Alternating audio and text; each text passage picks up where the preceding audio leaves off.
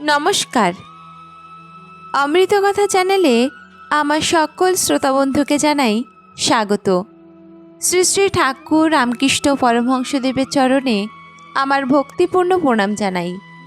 আজ আপনাদের সামনে তুলে ধরব ঠাকুর শ্রী রামকৃষ্ণদেবের কিছু অমৃতবাণী।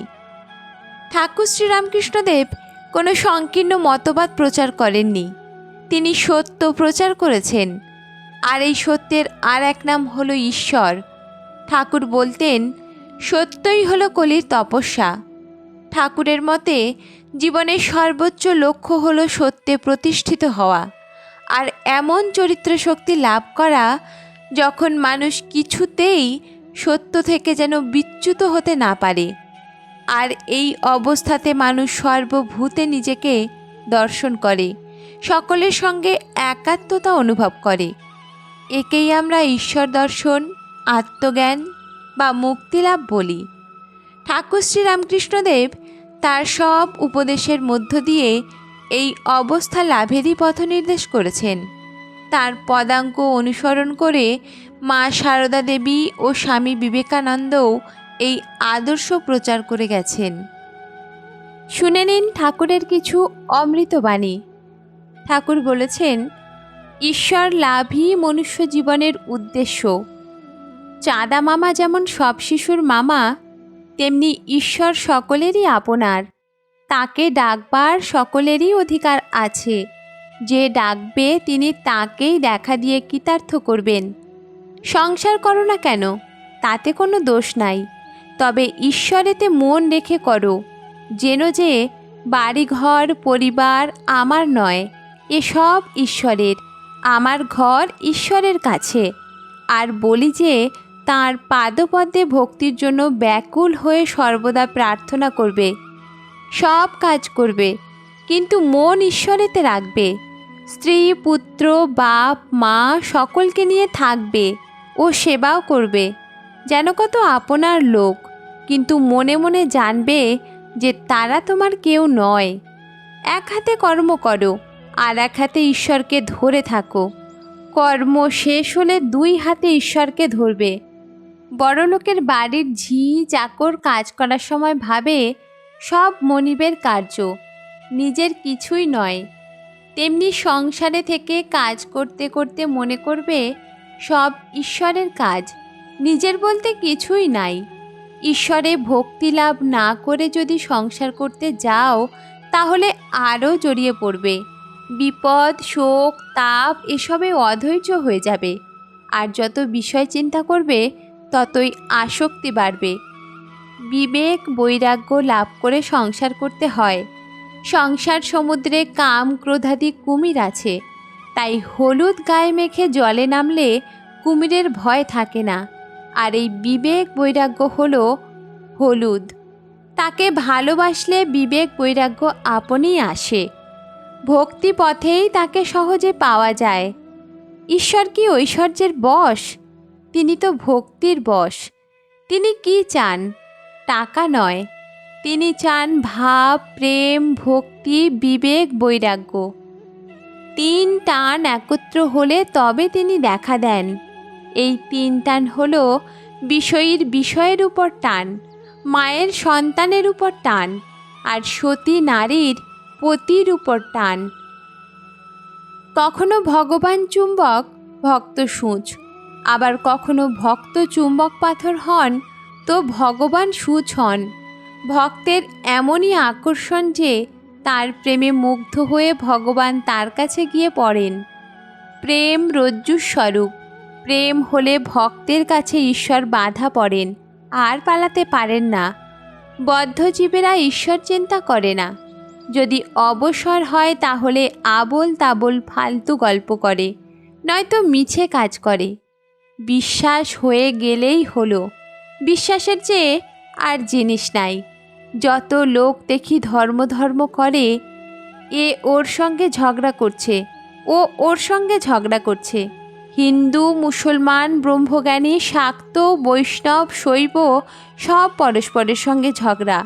এ বুদ্ধি নাই যে যাকে কৃষ্ণ বলছে তাকেই শিব, আবার তাকেই আদ্যাশক্তি বলা হয়, তাকেই যিশু, তাকেই আল্লাহ বলা হয়।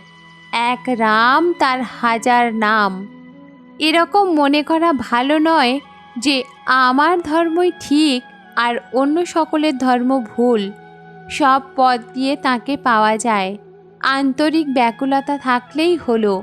অনন্ত পথ, অনন্ত মত। জ্ঞানযোগও সত্য, আবার ভক্তিপথও সত্য। সব পথ দিয়ে তার কাছে যাওয়া যায়। তিনি যতক্ষণ আমি রেখে দেন ততক্ষণ ভক্তিপথই সোজা। নিষ্কামভাবে কর্ম করতে পারলে চিত্তশুদ্ধি হবে।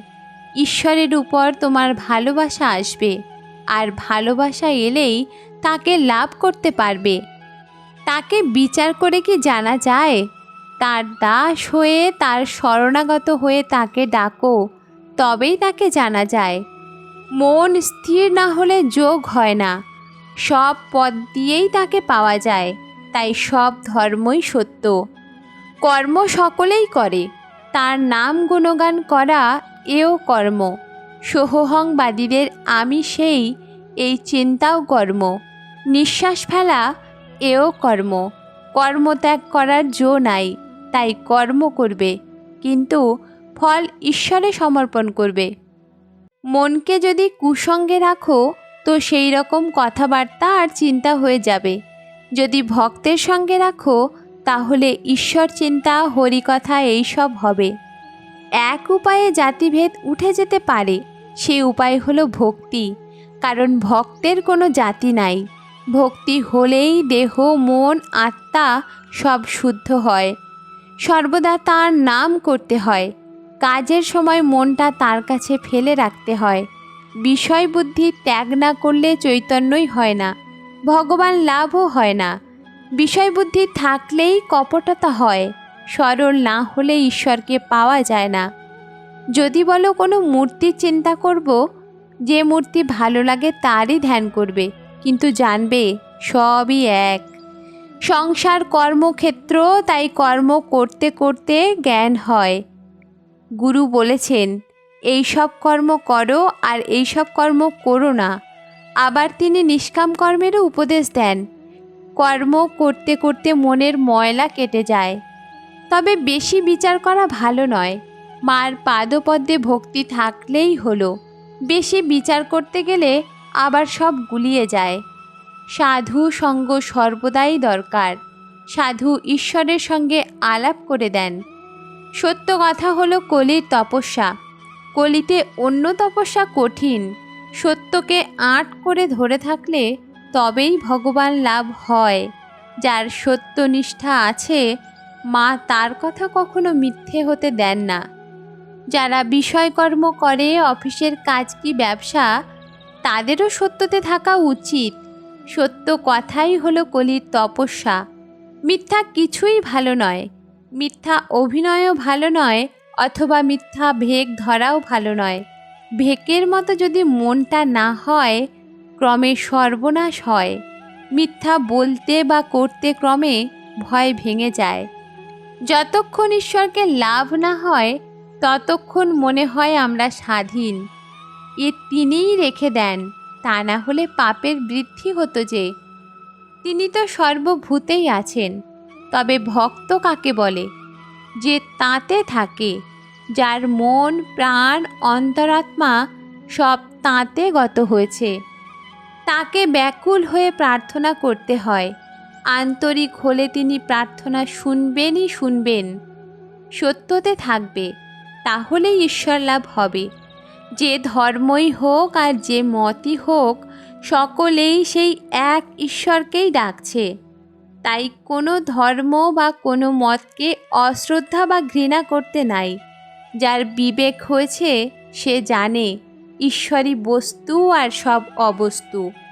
হাজার লেখাপড়া শেখো, ঈশ্বরে ভক্তি না থাকলে, তাকে লাভ করবার ইচ্ছে না থাকলে সব মিছে। ভোগ করতে গেলেই বন্ধনে পড়ে যেতে হয়।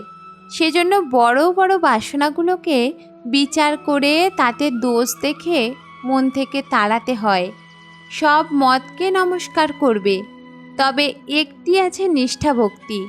সবাইকে প্রণাম করবে বটে, কিন্তু একটির উপর প্রাণ ঢালা ভালোবাসার নামই হলো নিষ্ঠা। তিনি ভক্তের ভালোবাসার জন্য ছোটটি হয়ে লীলা করতে আসেন। ধ্যান করবে মনে কোণে আর বনে। ঈশ্বর চিন্তা যত লোকের টের না পায় ততই ভালো। ত্যাগ করতে হলে ঈশ্বরের কাছে পুরুষকারের জন্য প্রার্থনা করতে হয়। যা মিথ্যে বলে বোধ হবে তা তৎক্ষণাৎ ত্যাগ করতে হয়। সাধুর 16 আনা ত্যাগ দেখলে অন্য লোকে ত্যাগ করতে শিখবে, আর তা না হলে তারাও পড়ে যাবে। সন্ন্যাসী জগৎগুরু। অভ্যাস দ্বারা মনে অসাধারণ শক্তি এসে পড়ে।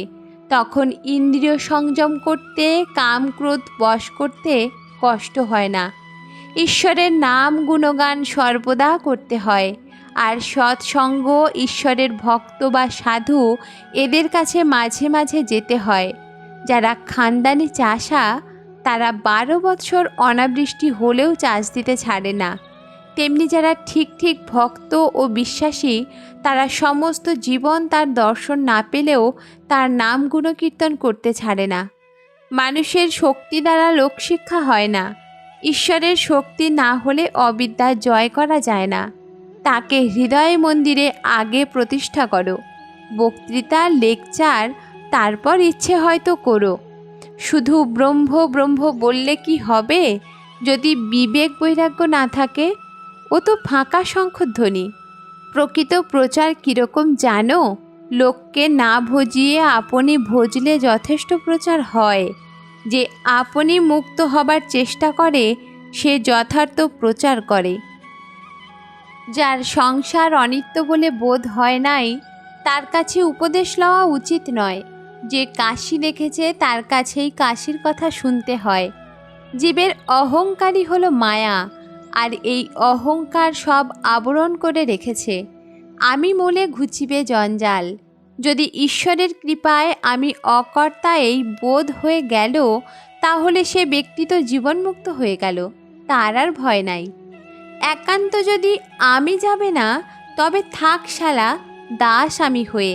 হে ঈশ্বর, তুমি প্রভু, আমি দাস, এইভাবে থাকো। আমি দাস, আমি ভক্ত, এরূপ আমিতে দোষ নাই। মিষ্টি খেলে অম্বল হয়, মিছিরি মিষ্টির মধ্যে নয়। সকলকে ভালোবাসতে হয়, কেউ পর নয়। সর্বভূতেই সেই হরি আছেন, তিনি ছাড়া কিছুই নাই। কারুকে নিন্দা করো না, পোকাটিরও নয়। নারায়ণী এসব রূপ ধরে রয়েছেন। যেমন ভক্তি প্রার্থনা করবে, তেমনি এটাও বলবে যে কারো নিন্দা যেন না করি। অর্থ যার দাস, সেই মানুষ। যারা অর্থের ব্যবহার জানে না, তারা মানুষ হয়ে মানুষ নয়। আকৃতি মানুষের, কিন্তু পশুর ব্যবহার। যে কেবল বলে আমি পাপী, আমি পাপী, সেই পড়ে যায়। বরং বলতে হয় আমি তার নাম করেছি, আমার আবার পাপ কি, আমার আবার বন্ধন কি। ঈশ্বরের নামে এমন বিশ্বাস হওয়া চাই কি আমি তার নাম করেছি, আমার এখনো পাপ থাকবে, আমার আবার পাপ কি, আমার আবার বন্ধন কি। যদি কেউ গাইতে, বাজাতে, নাচতে কি একটা কোনো বিদ্যাতে ভালো হয়, সে যদি চেষ্টা করে শীঘ্রই ঈশ্বর লাভ করতে পারে। সহ্য গুণের চেয়ে আর কোনো গুণ নেই। যে সয় সে রয়, যে না সয় সে না সয়। সকল বর্ণের মধ্যে স 3টি, তালবস্য, মূর্ধন্যস্ব এবং দন্তস্ব। সকলেরই সহ্যগুণ থাকা চাই।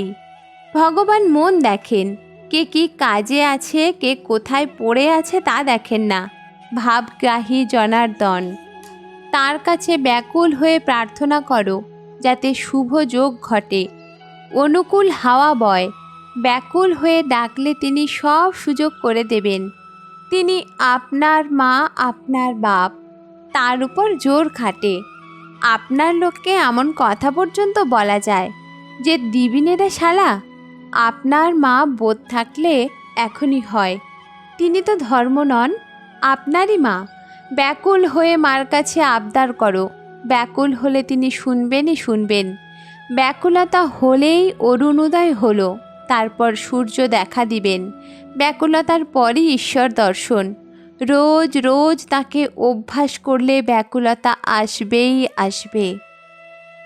জয় ঠাকুর। তোমার চরণে শত সহস্র কোটি প্রণাম। সকলের মঙ্গল করো। আমার চ্যানেল অমৃত কথা আপনাদের ভালো লাগলে চ্যানেলটির সঙ্গে থাকুন, শুনতে থাকুন। আর এই ধরনের ভিডিও আরও পেতে চ্যানেলটিকে সাবস্ক্রাইব করে নোটিফিকেশান বেলটিকে অন করুন। ধন্যবাদ।